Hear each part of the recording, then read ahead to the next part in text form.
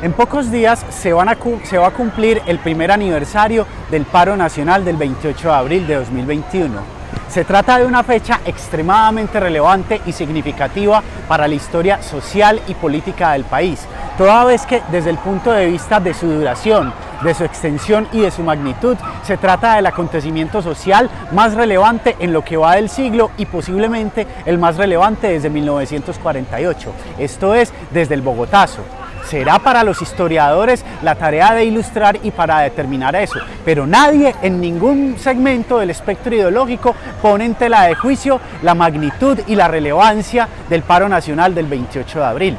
A la hora de determinar sus causas y a la hora de determinar o de esclarecer sus determinantes, lo primero que debemos decir es que es errado y puede ser incluso políticamente peligroso definir esta movilización social como un estallido social, que es una definición que ha hecho carrera entre académicos, entre periodistas e incluso entre algunos políticos de centro. No es conveniente definir la movilización social del año pasado como un estallido social, primero porque da a entender que fue un fenómeno esporádico, que se presentó como una especie de rayo que vino a caer sobre un claro cielo azul económico y social del país, y no como una impugnación profunda política y económica sobre el modelo de país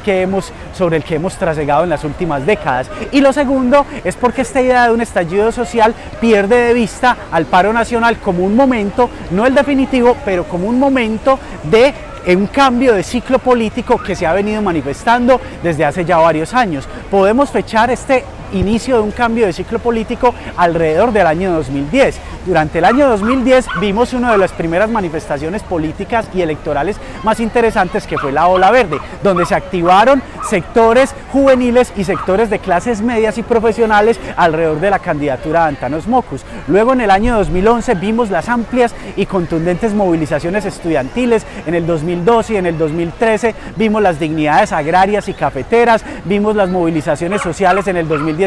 para defender el proceso de paz con las FARC, etc. Es decir, si lo miramos dinámica, históricamente, el paro nacional viene a ser como una especie de culminación y de momento extremadamente definitivo y relevante, pero momento de un proceso de cambio de ciclo político que se ha venido manifestando en los últimos años. Eso en primer lugar, pero en segundo lugar, desde Momento Ciudadano consideramos pertinente explicar esta movilización social, este gran paro nacional, como la expresión de lo que llamamos la hipótesis sociodemográfica, que es la hipótesis con la que nosotros explicamos este paro.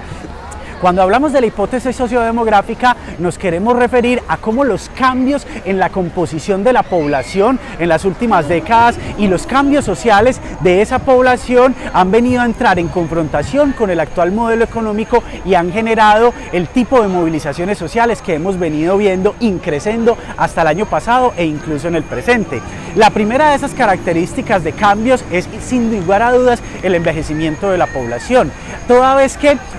si lo queremos ver de alguna manera, la población joven ha venido decreciendo desde 1950 hasta la actualidad. En la actualidad tenemos que más o menos 2 de cada 10 habitantes de Colombia tienen entre 0 y 14 años en una clara línea descendente, y al mismo tiempo la población de 60 a 65 años y más, es decir, la población adulta mayor, ha venido creciendo considerablemente, sobre todo desde el año más o menos 2005. El envejecimiento de la población tiene muchas implicaciones de mercado laboral, de productividad, de sistema educativo, etcétera. Pero dos de las implicaciones más significativas para la actual situación es que cuando la población envejece tiene requerimientos de salud más complicados porque tiende a tener enfermedades más crónicas y más recurrentes, y además esta población adulta mayor tiene requerimientos de ingresos obviamente más potentes que las otras. Si tenemos en cuenta que el mercado laboral colombiano históricamente ha sido un mercado precario que no ha permitido a la población adulta mayor pensionarse de manera significativa, entonces ese envejecimiento de la población se ha convertido en una presión bastante fuerte,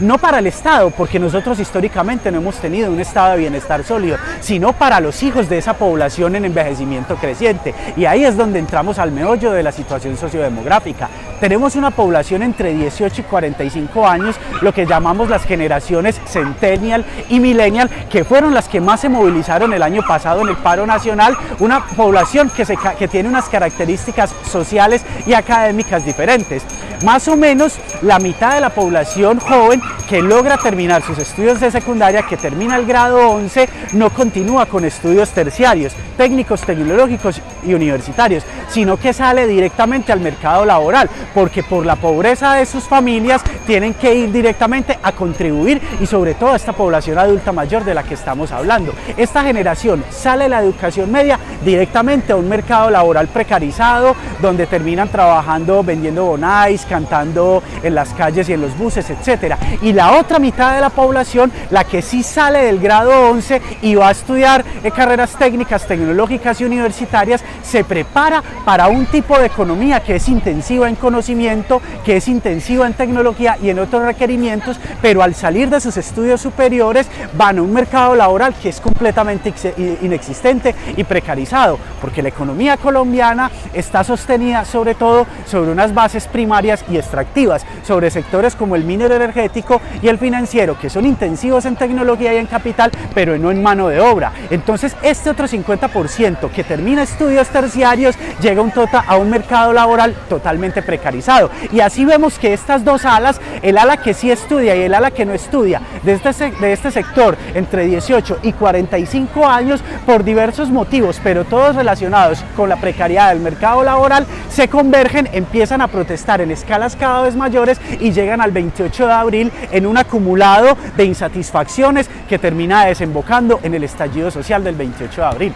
Entonces, desde nuestro punto de vista, la contradicción entre la situación sociodemográfica y entre la juventud crecientemente educada y el modelo económico arcaico y poco intensivo en empleos dignos, en empleos formales y en empleos que aseguren un bienestar para ellos y sus adultos mayores, genera las tensiones sociales que desembocan, primero, en el cambio de ciclo político que se activa alrededor de 2010 y segundo, en el paro nacional. Hasta que esta situación no se resuelva, hasta que no haya una reforma profunda de nuestras instituciones